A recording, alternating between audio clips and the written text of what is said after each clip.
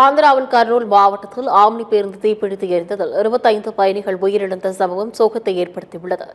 ஹைதராபாத்திலிருந்து பெங்களூருவிற்கு நேற்று இரவு ஆம்னி பேருந்து 42 பயணிகளுடன் புறப்பட்டது. ஆந்திர மாநிலம் கர்னூல் மாவட்டம் சின்ன டிக்கூர் பகுதியில் இன்று அதிகாலை 3 மணியளவில் சென்று கொண்டிருந்த பேருந்து பயங்கர தீ விபத்து ஏற்பட்டது. இருசக்கர வாகனம் மீது பேருந்து மோதியதால் தீ விபத்து ஏற்பட்டுள்ளது. இந்த தீ விபத்தில் பேருந்துக்குள் உறங்கிக் கொண்டிருந்த பயணிகள் அனைவரும் சிக்கிக் கொண்டனர்.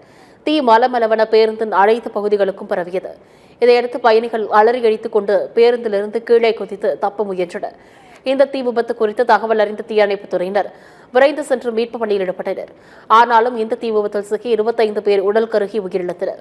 12 பேர் காயங்களின்றி உயிர் தப்பினர். ஆனாலும் எஞ்சிய பயணிகளில் பலர் படுகாயங்களுடன் மீட்கப்பட்டுள்ளனர். அவர்கள் அனைவரும் அருகில் உள்ள மருத்துவமனையில் அனுமதிக்கப்பட்டுள்ளனர். பயணிகள் பலருக்கும் தீவிர சிகிச்சை அளிக்கப்பட்டு வரும் நிலையில் பலி எண்ணிக்கை மேலும் அதிகரிக்கக்கூடும் என்று அஞ்சப்படுகிறது.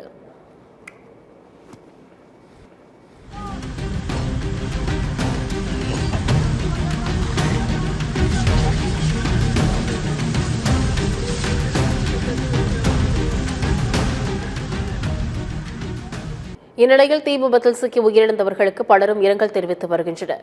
இத்தொடர்பாக குடியரசுத் தலைவர் திரௌபதி முர்மு வெளியிட்டுள்ள இரங்கல் பதிவில், ஆந்திர மாநிலம் கர்னூலில் பேருந்து தீ விபத்தில் 25 பேர் உயிரிழந்திருப்பது துரதிருஷ்டவசமானது என்றும், இந்த துயரத்தில் இருக்கும் குடும்பத்தினருக்கு எனது இரங்கலை தெரிவித்துக் கொள்கிறேன். காயமடைந்தவர்கள் விரைவில் குணமடைய பிரார்த்திக்கிறேன் என்று குறிப்பிட்டுள்ளார். இதேபோல் ஆந்திர முதலமைச்சர் சந்திரபாபு நாயுடு வெளியிட்டுள்ள இரங்கல் பதிவில், கர்னூல் பேருந்து தீ விபத்து குறித்து அறிந்து அதிர்ச்சி அடைந்துள்ளதாக கூறியுள்ளார். காயமடைந்த மற்றும் பாதிக்கப்பட்ட குடும்பங்களுக்கு அரசு அதிகாரிகள் அனைத்து உதவிகளையும் வழங்குவார்கள் என்று சந்திரபாபு நாயுடு கூறியுள்ளார்.